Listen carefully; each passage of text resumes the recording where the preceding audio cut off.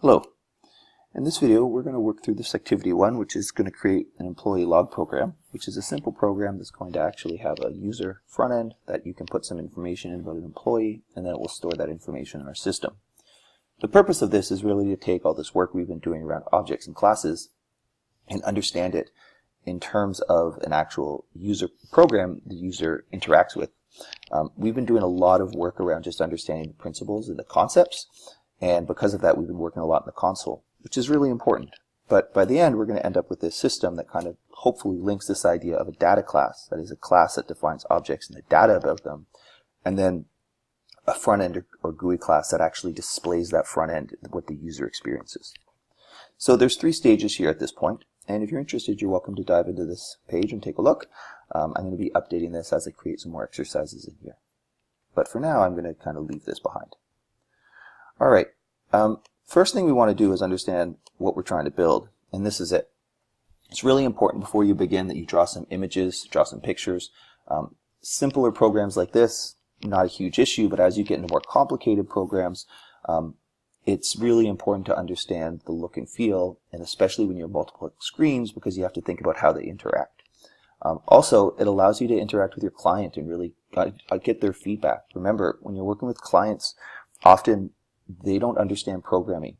They understand what they want in terms of a visual perspective, but they don't understand the programming world. So by showing imagery, it allows you to get some feedback, think about positioning of buttons, things like that.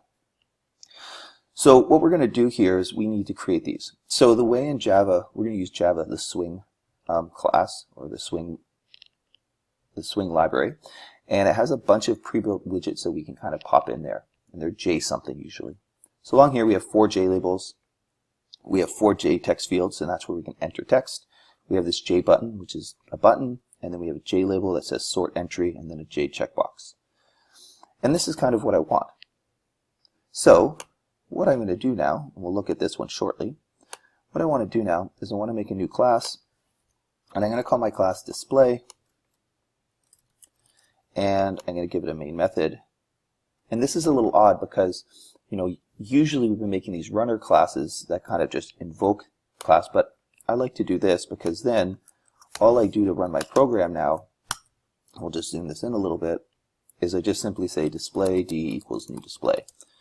And essentially what I'm going to do is I'm going to run everything out of the constructor. I'm going to totally build my display and then put it up on the screen, and that kind of sets the computer in this loop that kind of never ends and waits for the user to do things. So the first step is I want to build my fields. So I'm going to make a field called, I'm going to make a JFrame. So what a JFrame is essentially it's the frame that the entire program, the entire picture sits inside. So it's the element that has this close button, the minimize and maximize. It's going to do all the work for us. It has a title bar, and I'm going to have to import that.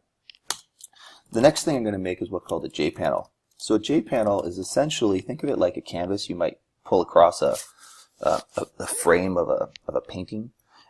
Basically what we do is we build all our elements, put them on the panel, and then we put that panel inside the JFrame. So I'm just going to import that. So now I want to make my text fields.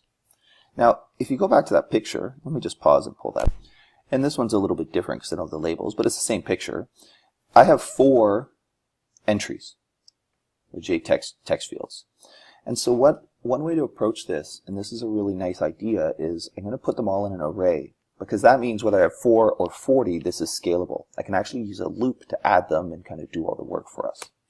So I'm going to say private JText field. I'm going to make an array of objects equals text fields, and then I'm going to say equals new JText fields text field, and I'm going to make 4 of those. And I'm going to have to import that. Now remember, and this is really important, I've created an array of JText fields, but I haven't actually constructed any of them yet. So when you make an array of objects, you have to construct each individual element of the array. Okay, the next thing I want is I want to make my button. So private JButton submit equals, and I'm actually going to construct the button right here, new J button, and I'm going to The JButton class has a constructor that takes a single string parameter, and I'm going to pass it the word submit, and that's going to then have my submit button. Again, I have to import this. Here we go. Okay, next I'm going to make a JCheckbox private JCheckbox sorted equals new JCheckbox.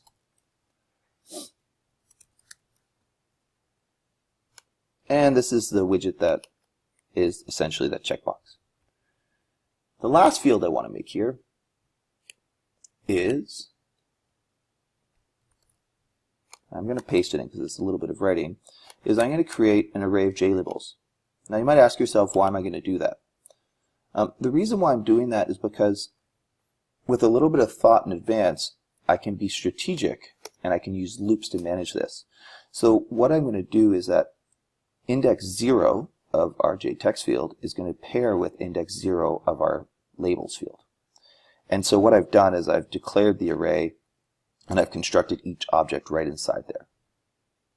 Alright, so now if I run this, I save it, nothing happens. The reason why nothing happens right now is that even though I've constructed the object, it's calling the default constructor, which does nothing. So what I want to do next is I want to write my constructor. So I'm going to write a constructor. So constructor is always public. Constructor always has the same name as the class. And now what I'm going to do in here is I'm going to do a couple things. The first thing I'm going to do is I'm going to construct the frame, employee, entry window. So there, now I've built that. Oops. I forgot the word new. There we go. That's better. All right. And now I'm going to do some housekeeping with the actual frame. So I'm going to say frame dot, and I'm going to set my default close operation. Oh, that's the wrong one.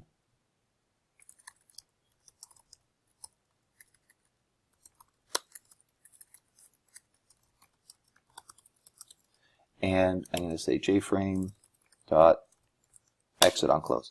Now, sometimes when students are getting into this, they feel a little overwhelmed because they say, how am I possibly supposed to know that? You're not supposed to memorize this. You're going to learn as you program. You're going to develop new tricks, and you're going to look at better ways to do things. That's part of becoming a programmer.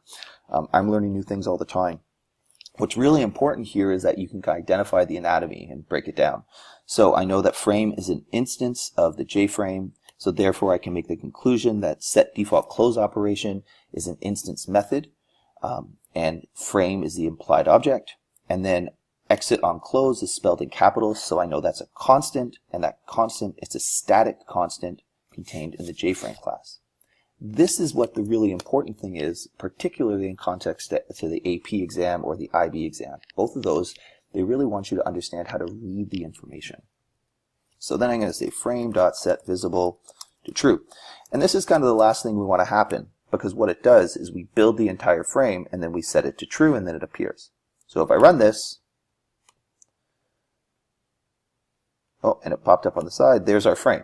Now you'll notice it's really small. I can't do a lot with it right now, but I can rechange the size, but that's it.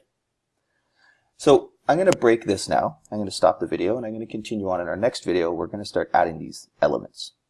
Hope this helps so far.